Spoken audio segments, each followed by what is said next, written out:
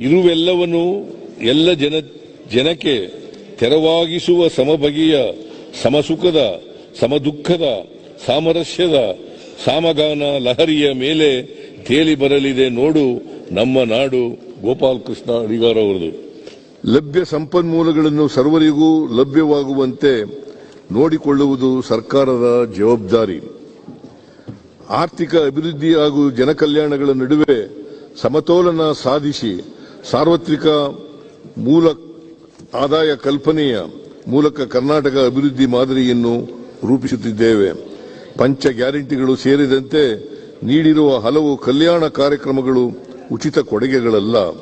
ಇವು ಆರ್ಥಿಕ ಮತ್ತು ಸಾಮಾಜಿಕ ತತ್ವದಲ್ಲಿ ಮಾಡಿರುವ ಹೂಡಿಕೆಗಳು ಎಂದು ಆತ್ಮವಿಶ್ವಾಸದಿಂದ ಹೇಳಬಯಸುತ್ತೇನೆ. ನಾಡಿನ ಖ್ಯಾತ ವಿದ್ವಾಂಸರಾಗಿದ್ದ ಮುಜಾಫರ್ ಅಸಾದಿಯವರು ಗ್ಯಾರಂಟಿ ಯೋಜನೆಗಳ ಹಿಂದೆ ಬಡತನದ ನೋವಿದೆ, ಬಡತನದ ಹಿಂಸೆ ಇದೆ, ಮಹಿಳೆಯರಲ್ಲಿ ಮಡುಗಟ್ಟಿದ ನೋವುಗಳಿವೆ, ಅಸಮಾನ ಭಾರತದ ಪರಿಕಲ್ಪನೆ ಇದೆ ಎಂದಿದ್ದಾರೆ.